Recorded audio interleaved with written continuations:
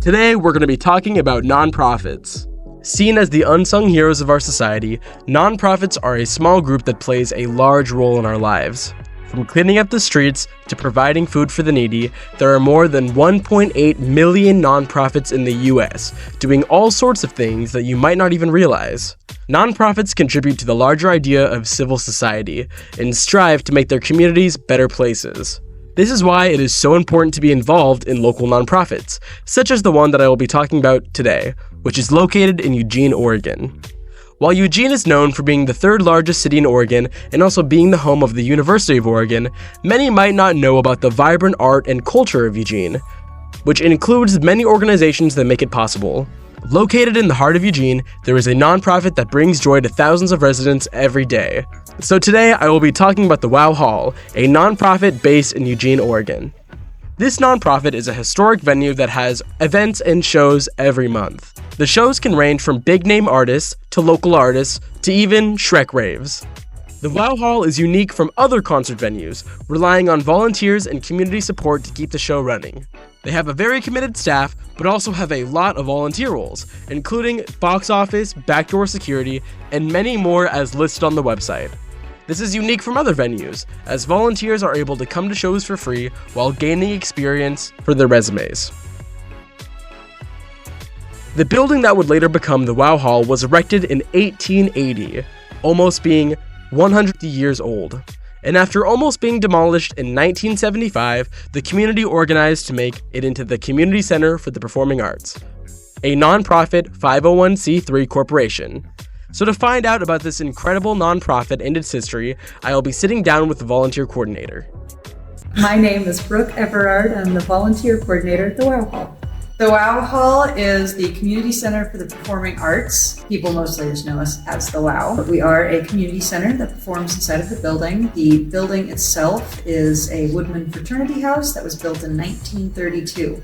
So it's got some history. It acted as a Woodman building for many years until I think about the mid-50s or 60s. Then I think it was just like a general purpose community center. 1975, this building was slated to be taken down, but the community rallied together and said, absolutely not. We love this place. We love the history. We love the shows that happen here. And the Community Center for the Performing Arts was born. 1975, we had the Wowathon, which was 6 days, 6 nights, non-stop concert. And local artists from Eugene and beyond came here, put on their shows, and all of the proceeds went to buying this building. It was a success. So I think in the mid-90s or so, there was like a deed burning where we were the official owners. And ever since then, it has been the Wow Hall by the Community Center for Performing Arts, CCPA. What does Wow Hall do for the community? So for the community, we are here as a Performing Arts Center, which encompasses many things. That's your local bands playing on the stage, as well as national acts, people coming to us from all around the world and bringing with them their different cultures, different attitudes. And so it is our hope that people of Eugene are able to come here and experience something a little bit out of their bubble. I know recently we had fantastic artists from South Africa, Colombia. We're trying to get more people involved in terms of volunteers with helping out with those kind of shows and really rallying people around these artists who I think are just as deserving as anybody else, and put on amazing shows. We want them to have the best support possible because they are bringing something important to Eugene, and that is cultural diversity and experience. Beyond concerts, we also do comedy acts, which I think everybody needs a laugh every now and then. So I would say cheering up Eugene is a big part of it.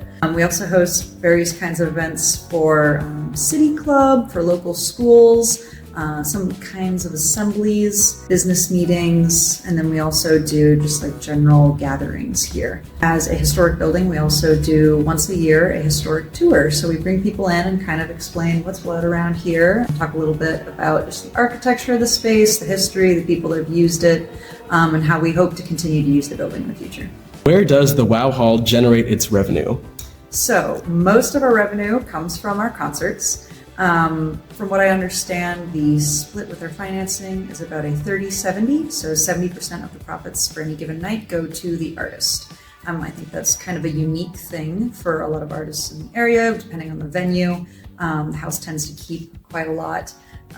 But here, I think the artists are giving, they're getting a more fair amount of money for what they're doing, for what they're bringing to the table. They're the stars, not us. We're simply here to make sure they have a stage and it can happen. The 30% that we do take pretty much just goes to keeping the lights on, making sure that the staff here is paid. We only have about 9-ish employees right now. Everything beyond that is all volunteer support, and that's one of the big reasons we're actually able to operate the way that we do, is that we have so many volunteers doing so many different things at any given night that we're able to keep the costs low. And I think it's a good gig for volunteers too. Like, you're able to come help out, and then in return, we're able to give you free concert tickets, and just the experience of being around the artists as well. Like, if there's shows that you're really interested in, being able to work something like Backdoor or Main Hall, where at times you can actually interact with the artist, is really special for some people. Not a lot of people get that kind of exposure, or at least that kind of hands-on approach to music and live production. And so in a way, we're also able to help educate as well and bring people into this space and show them a little bit about how our sound and our lights work. And while we don't have necessarily like a training program to teach people how to use them, I think it's a great first step if people are interested to be able to be here, to network, to kind of see a little bit of how things work. And then if they decide like, hey, this seems like the thing for me, we're able to get them connected with more resources. How can someone support or get involved in the WOW Hall? Yes, so we have a fantastic membership program. It costs about as much as a music subscription every month. Being a member, a sustaining member, I should say, a really great way to make sure that we are thriving. And then, of course, coming to our shows. I think, it benefits us in a small way, but it benefits the arts in a big way. It's fantastic to be able to fill this room with people who are excited to see something that either they're very familiar with or something they've never seen before, and to be able to spread that joy around and give people an experience that's unique and unexpected, and at the end of the night, they get to go home with a smile on their face. What is your favorite WOW Hall event or show? My favorite WOW Hall event? That is a tough question. There's a lot of really fun ones. The first one that comes to mind, I'm kind of a metalhead. When I first started volunteering, Combichrist came here, and at the time I remember seeing their poster and thinking, no way, here, like, I've loved this band for years, and to be able to volunteer, I was on Main Hall and my best friend was at Backdoor, and the guys in the band came up to the volunteers and were like fist bumping everybody and being like, you're a part of this, like you're a part of the show. And to be welcomed by the artists, and not only that, just like an artist you really like, to be included and to feel like, you are a part of them for that night was really, really special. My friend actually got a guitar pick from one of the artists, and I got a drumstick. So that was really cool. Other than that, any of our costume parties are a lot of fun. Like, everyone gets involved, from staff and volunteers to people coming through our doors. Everybody dresses up, and we have really, really goofy costume parties. Like, we had a Shrek rave, we had a saxophone Sasquatch themed rave, and that's coming back too. So you gotta show up for that one. That one's really, really fun. They cover the whole stage in like fir trees. Wow. And yeah, those are fantastic. Loved all of the Halloween events recently, and I think coming up is gonna be that Sasquatch rave.